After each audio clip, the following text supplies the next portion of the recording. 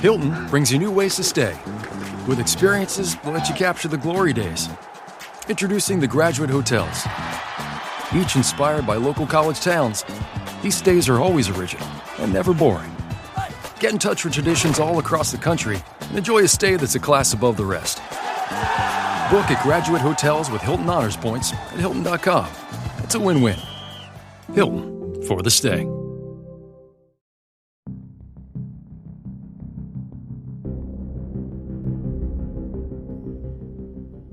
I'm Dr. Sky, and welcome to the Dr. Sky Experience, heard exclusively here on Talk Radio 77 WABC. We like to call the radio station, as many others do, the crown jewel of radio, the iconic 77 Talk Radio, WABC, beaming out of New York City, the nation, the world, and I'm sure out into the cosmos. Welcome as we continue to talk about the skies of month number 11, November 2023. With me, Dr. Sky.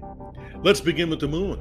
We find as this particular month opens up, the moon is still a waning gibbous moon, moving on to its last quarter phase on the date of November the 5th. The moon continues to be a thin sliver of moonlight, waning as it is, until it moves to its new phase on the 13th of November. Starting on the evening of the 14th, looking low into the southwestern part of the sky, get set for another lunation, as we continue to see the start of lunation number 1248. The moon, as a waxing crescent, continues to move higher into our skies in the early evening as we move on to first quarter phase on the 20th of November, building up to then a gibbous moon, egg-shaped or elliptical in shape, thus the name gibbous, as the moon then moves on to its next full phase, which we call the full beaver moon, November the 27th, at 4:16 a.m. Eastern Standard Time.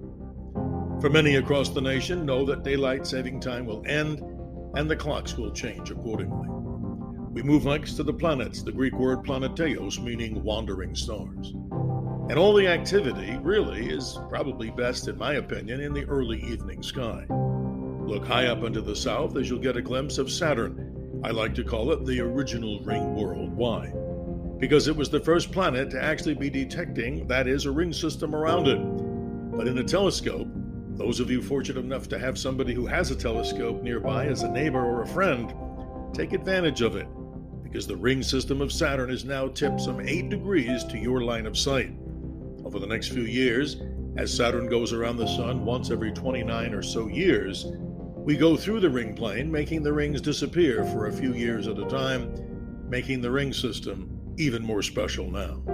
Take a look at it high in the south, as mentioned before, as it moves through the star field of the constellation of Aquarius, the water bearer. The real showstopper happens to be with the planet Jupiter.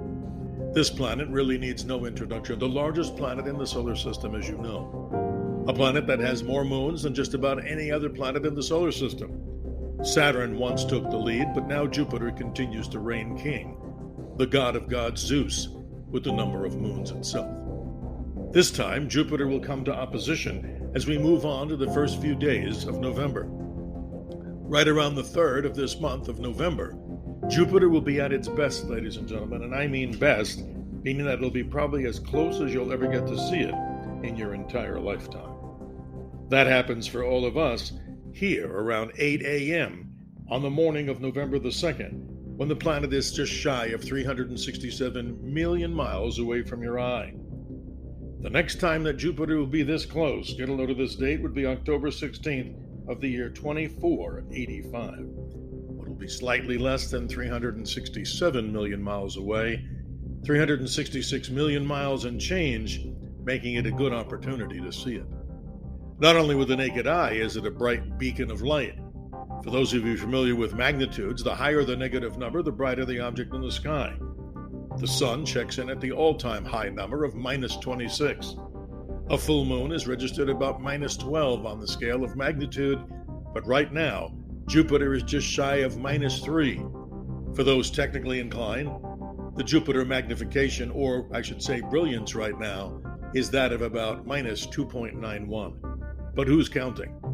The object is bright enough to actually cast shadows under dark skies. I've seen it before. But for the rest of us city dwellers, it's a great opportunity to take a pair of binoculars and scan toward this giant planet. Just like Galileo did back on January the 7th of 1610, when he took his very crude telescope of low power, maybe 25 times the magnification of the eye, and he first spied on 3 what he thought were stars next to the brilliant orb of Jupiter. On the successive nights, he thought he discovered a 4th object. We now know these to be the Galilean satellites, named in honor of many of the mistresses of Jupiter who had a much wandering eye. They are Io, Europa, Ganymede, and Callisto, and you can watch them not only in a high pair of binoculars, but the telescope observation is really second to none. Even in a small telescope of a magnification of 150 times your eye, you'll get to see the swirling cloud tops of Jupiter, one of the fastest, if not the fastest, rotating planet in the solar system. An object 88,000 miles in diameter rotates once on average of about 9 hours and 55 minutes, according to our Earth clocks. Now that's fast. But remember, Jupiter is just a myriad of gases, ammonia, nitrogen, and all other strange chemical compounds on a frustrated planet that may once have thought itself to want to be a star. But yes, if it wanted to become a star, it would need to have 80 times the mass that it does. Simply, Jupiter is a spectacular object to see as it moves through the star fields of the zodiac sign of Aries the Ram. But don't forget, there are other planets to be seen. A planet that's name sometimes gets confused and people laugh at. We say it appropriately as Uranus. The object was discovered by an astronomer named William Herschel on March the 13th, 1781, when he took his basic telescope and observed this greenish object more than 1 billion miles away from us now, coming to opposition on the 13th. For those technically inclined, go to this website, theskylive.com, and scan through all the planets. It'll help you identify an object even as faint and distant as the planet Uranus. Uranus itself has many moons, but it's so far away that in the cold abyss of the deep dark recess of the solar system, the planet Uranus has its own distinction, and that is, it's out there in deep space. You can see it in a telescope, but it doesn't look much more than like a small speck, even though you can see a diameter to it under high magnification. The early morning sky continues with the beautiful planet Venus, easy to see with the naked eye, and now some 40 degrees away from the rising sun. Tell your friends and neighbors that the object that you see that's that bright is not an airplane, a UFO, or anything other than the goddess of love and beauty herself.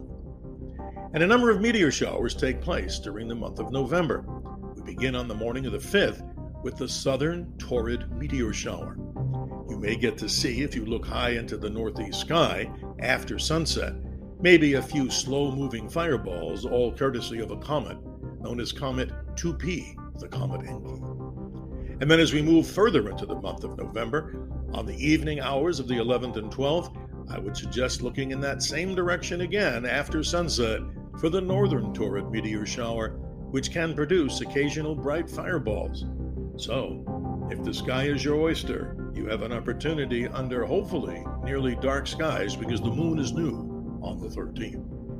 And then a very famous meteor shower that needs a little bit of an introduction but is famous unto itself. The great Leonid meteor shower peaks on the morning of the 17th and 18th. Look into the eastern sky by about 2 a.m. for the rising constellation of Leo the Lion.